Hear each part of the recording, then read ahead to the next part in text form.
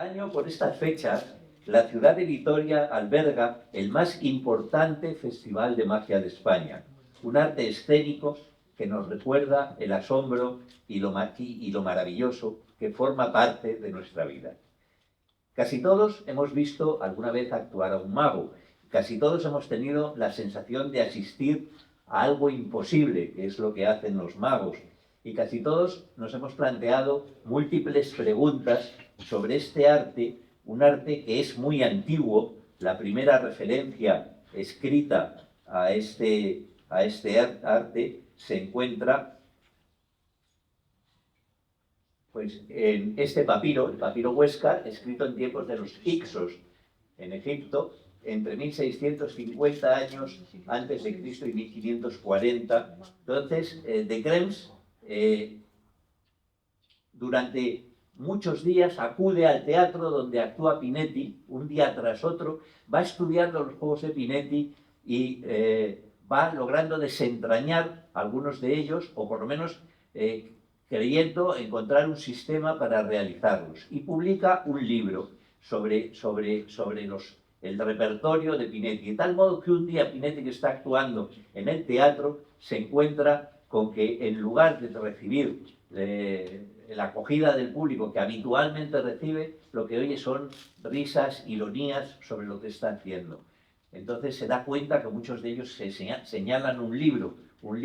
¿Por qué? Porque en ese libro está destripado todo su repertorio. Entonces Pinetti reacciona de un modo muy violento. En las siguientes sesiones contrata a un personaje al que viste de andrajos y que se sube al escenario diciendo que es de Krems, etcétera, etcétera, y lo ridiculiza, pero no le sirve de nada esa ñagaza, tiene que suprimir sus actuaciones y marcharse del país. Al pasar varias generaciones no tienen experiencia de la magia, y la magia además se convierte en una magia muy determinada, es una magia en la que fundamentalmente lo importante son los efectos, no hay palabra, no se habla, etcétera, etcétera, son efectos visuales, etcétera. Y de ahí surgen magos absolutamente extraordinarios, como este que vemos aquí, que es Fred Capps, que tienen una influencia enorme también en la magia española actual. Y fundamentalmente porque la única magia que se podía ver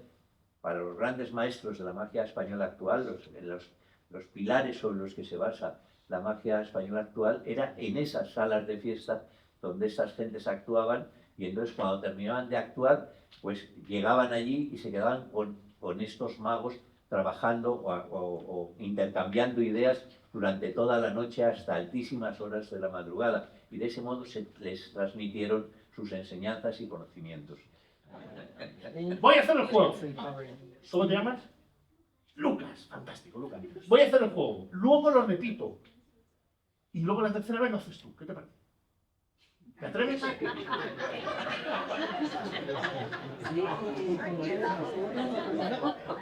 No reacciona. Me tienes en tensión, Lucas. Venga, me ayudas, ¿verdad? Lo hago yo y luego lo repito y lo voy a hacer 2 veces para que veas los detalles, y la tercera vez lo haces tú.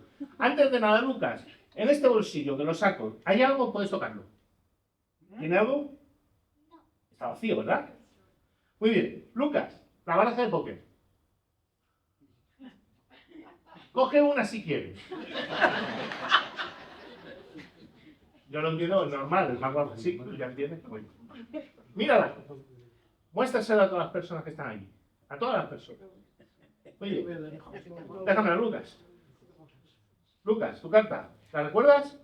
Te pido que se la muestres a la gente, pues de repente la gente pues, no se acuerda, tú no te acuerdas, los nervios, las cosas. Va a viajar del mazo al bolsillo.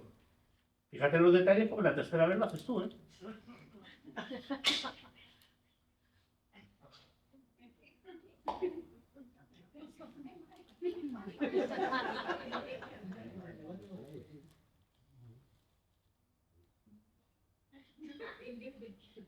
No os fiáis.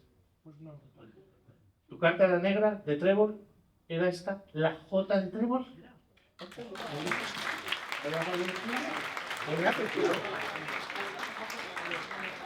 Pues La tercera vez lo vas a hacer tú. ¿Qué te parece? ¿Sabes, Lucas, que tienes una tremenda capacidad escénica en la quietud? Eres capaz, desde el no movimiento, generar emociones de comedia. Mira, Lucas,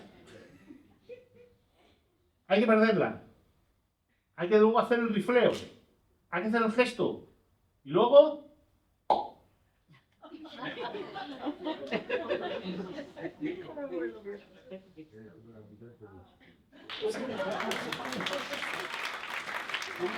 Lucas, la J de dragón era la carta que tú querías.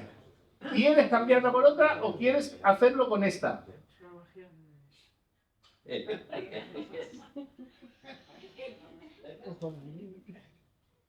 La dama de corazones. ¿Esta es la que te gusta? ¿Estás preparado, Lucas? Mirad, la perdemos entre medias de las demás, Lucas. Lucas, tienes que hacer primero el rifleo. Haz el rifleo. Luego... Algo muy importante. No, pero hazlo al mío, que el tuyo es invasión personal y no me quiero meter en eso.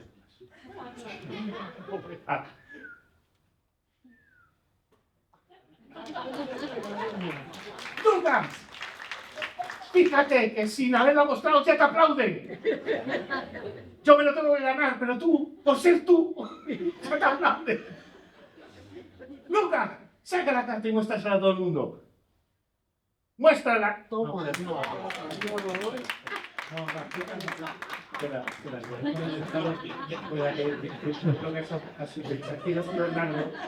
Es que Lucas es tan bueno que ha hecho dejar toda la baraja menos una, que exactamente la dama de corazones. ¡Lucas! ¡Qué lindo! Resulta que era mago también, y entonces tiene un libro de juegos, fundamentalmente matemáticos, que se llamó De Viribus Canditatis, sobre el poder y la virtud de los números. Es la primera obra dedicada por entero a la magia escrita en la Europa cristiana. Y está escrita en Milán, en la época de un personaje que se llamaba Ludovico el Moro, que le llama a Pacioli para que enseñe matemáticas en su reino, y tiene varias partes. La mayor parte son juegos matemáticos que permiten la lectura del pensamiento, por ejemplo, adivinar un número pensado o adivinar las monedas que se esconden en una mano, el valor de la cara oculta de un dado, y incluye también una serie de cuadrados mágicos como este que encontramos aquí en un grabado de Durero, el famoso Durero. Aquí hay un cuadrado mágico. Los cuadrados mágicos sabéis que son, si sumamos todos los números, tanto de forma vertical como horizontal como transversal, siempre suman lo mismo. En este caso, por ejemplo, bueno, no vamos a hacer la suma en estos momentos, creedme. Entonces,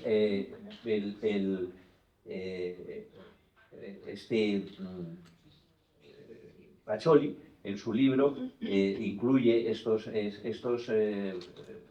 cuadrados mágicos, y también incluye muchos juegos populares que hacían, por ejemplo, los tragafuegos en las calles, etcétera, y algunos otros que luego seguirán haciendo los magos, como juegos de mentalismo, de adivinación del pensamiento importantes. Pero lo más importante de todo es por qué lo hace. Lo que él pretende, y es que es un pequeño cambio con respecto a lo anterior, ya digo que antes se pensaba que las magias eran fruto de la influencia de los de poderes exteriores, de gentes que desde fuera realizaban, desde el otro mundo, eran capaces de realizar esos prodigios, pero Pacioli es un hombre muy religioso, lógicamente, es un monje, y lo que pretende es, a través de la magia, él es un hombre con una formación muy precisa, pitagórica. Pitágoras considera que el mundo, el universo, tiene unos fundamentos geométricos y matemáticos precisos. Y entonces él piensa que a través de estos juegos que él hace, puede mostrar la belleza de la creación divina. Esa es la idea por la cual él escribe este libro. tiene otro nombre, pero popularmente se conoce como las cartas parlantes, y está escrito por otro de los grandes tratadistas, como digo, de la época, que es Pietro Aretino.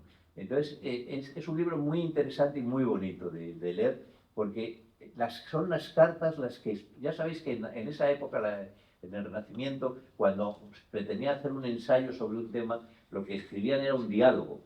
Y entonces quienes dialogan en este libro son las cartas.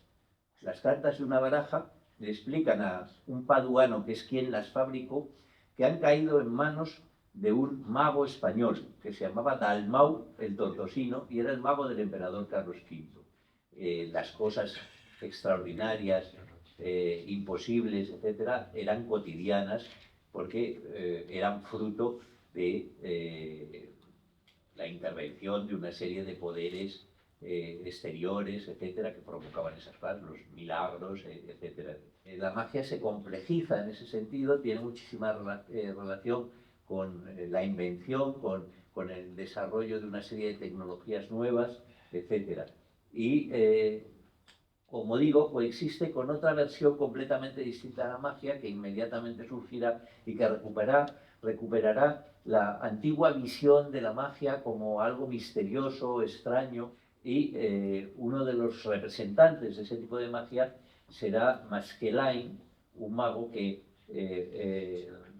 desarrolla toda su labor en este teatro, el Egyptian Hall, a donde lleva a muchos de los más importantes magos del siglo XIX.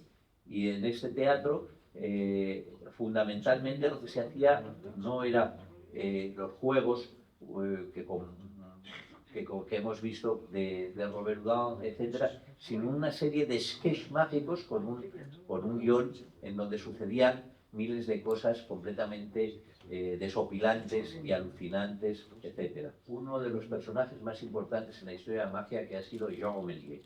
Jean Méliès, por una parte, fue director del teatro de Robert Houdin y había, por lo tanto, asimilado toda el background de Robert Houdin, pero por otro lado, su formación fundamental la hizo con Maskelyne y con Devon, que era el continuador de Maskelyne en Inglaterra. Y Jean Méliès tiene una importancia especial dentro de la historia de magia, no solo porque como mago fue excelente, sino porque al mismo tiempo, en un determinado momento, empieza a hacer una serie de películas en las que, en un principio, lo que hace es fotografiar los juegos de magia que hacía en su teatro, pero cuando descubre que el cine tiene un lenguaje propio, pues empieza a utilizarlo para hacer juegos de magia con el lenguaje cinematográfico. Y marcó todo un hito, fue digamos, el creador. Fueron las primeras películas en donde, en lugar de hacer de referirse a la realidad, como habían hecho los hermanos Méliès con sus primeras películas, porque lo que contaban era la salida de las obreras de una fábrica o la llegada de un tren a la ciudad, tienen un argumento, cuentan una historia, intentan contar algo que es creado allí mismo, que sucede allí mismo y que tiene que ver más con la ficción que con la realidad. Que por el aire también hay monedas, lo digo por si hay alguien que no lo sabía, pues también hay monedas. Quiero decir que hay todo tipo de objetos, por ejemplo, hay objetos largos y largos, como bastones. Quiero decir que hay básicamente de todo. Pero a mí lo que me gusta es coger un huevo, hacer así y que revalga.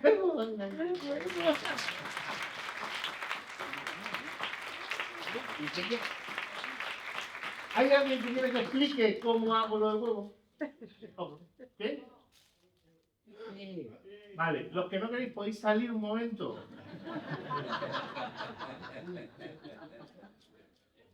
A lo mejor sí queríais en el fondo, pero no quiero salir. Bien. Realmente yo uso un huevo marrón que se confunde un poquito con el tono que el blanco, se ve más. Cuando saco el huevo lo oculto así de esta manera, ¿quién va a dudar que no tengo nada? El huevo lo saco, oculto. Y cuando simulo colocarlo en el sobaco, todo el mundo mira el sobaco.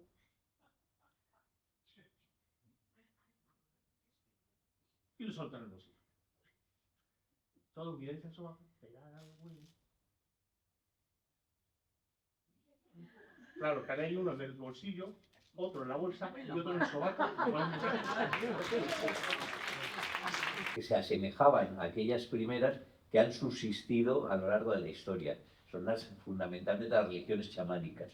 Los primeros estudiosos de esas religiones chamánicas, cuando fueron a sitios como, por ejemplo, Siberia, etcétera, se encontraron, o en este caso, con los inuís en